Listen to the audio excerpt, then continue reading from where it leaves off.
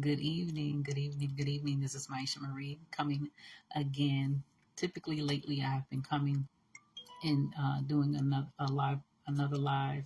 Typically, after I do reading the Bible together with Maisha Marie, which we typically do Monday through Friday. I had a set time for a while, but that has not gotten back on track. So I do make sure at least I get that chapter read for that day, long as I don't have anything else going on. And also that we now have a YouTube channel. So it's under Maisha Marie Langry, and you'll see my picture, you'll see the banner, relationship and development, which is typically topics that I'm always talking about, dealing with one or the other.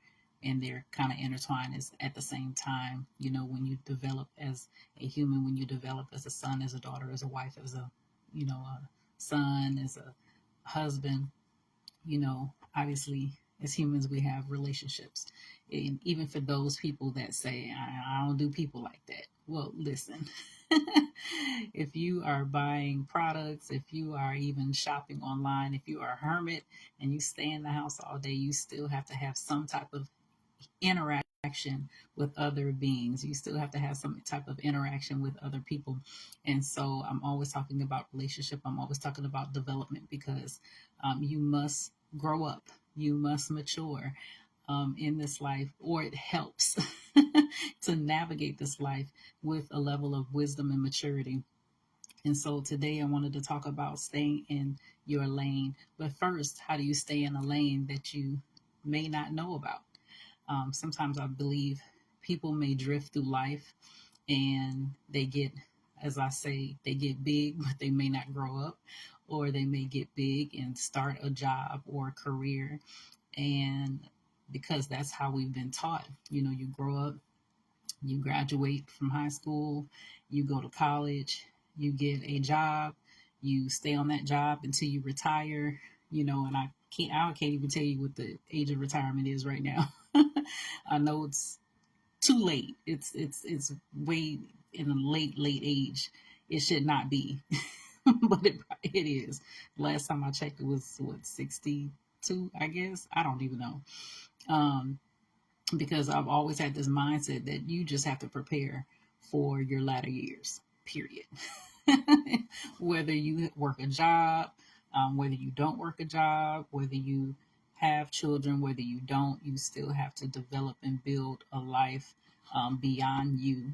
You have to develop a life if you have a family, building a legacy, building wealth, building generational knowledge and understanding of the times and all of those things. But anyway, back to staying in your lane. If you don't know who God created you to be and what He created you to do in the earth, what He placed inside of you, the gifts in the, or I say the presence that you may not have found yet or have unopened intentionally within yourself to share with the world, to share the love of God, of what He placed in you, into the lives of others by servitude and serving others and loving on others, through loving yourself and just searching out your gifts, searching out your talents, exploring, being creative, building, and finding the things that you enjoy and you love to do and things that bring you joy. Um, that's the first step. You have to know who you are. You have to know, learn who you are. And a lot of times we don't take the time because life, I believe society here, especially in the Western part of the world, we've developed this condition to just be like hamsters on a wheel and just always moving, always going. So we never stop and take the time to sit down and just think things through and assess our lives and whatnot. And I believe, when you do take that time, if you don't know yet who you are, if you don't know yet what you were designed to do, what God has placed on the inside of you to share with your corner of the world, to serve humanity with the goodness of who you are, with the talent of who you are, with the creative genius that you are. if you sit down and really assess your life, assess the things that you gravitated towards, assess and think back on the things that always drew your attention, the things that sparked your interest and piqued the interest within you, things that you found yourself doing practically unconsciously. And once you figure that part out, 9 times out of 10, it's what you were designed to do. It was 9 times out of 10 what you were created to do. I know that when I got to a certain point in my life, I, when like the world says, find your purpose, know your purpose, know your purpose. But in order to know a purpose, you have to know the purpose giver, or to know what the purpose giver has placed inside of you. And so I found that when I look back over my life, I found that I always gravitated towards reading, writing, copying, and copying by meaning that I would see magazines around the house, and I would literally sit with a pad of paper and copy what was in the magazine. When I was younger, I was always trying to make the other children that I was around, whether it was a cousin or children from the neighborhood, and I was always trying to be like the teacher. I was always doing things that related to those things. Always one where even when I was a child, other children would gravitate towards me and would share sometimes stuff I was like, why are they telling me this? And lo and behold, as an adult, as I got older and searching out my purpose, or searching out what was it that God put in me to serve humanity with, was those things. I end up in that lane of teaching.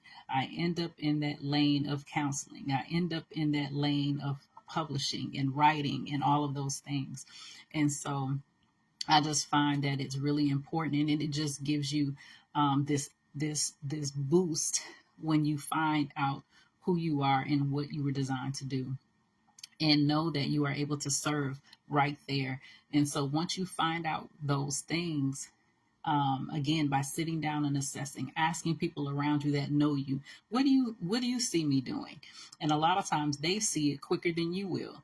And so when you do that, then you are able to say no with a purpose. When people ask you to do this and do that and pull you here and try to pull you there, you can say no and be okay with it, because it does not align with who you are, and it will not take you off the directed path, the narrow path that God has set before for your life, for your destiny, for your assignment, for your future, your family, for your ministry, for your business, for whatever it is that is supposed to be destined for you.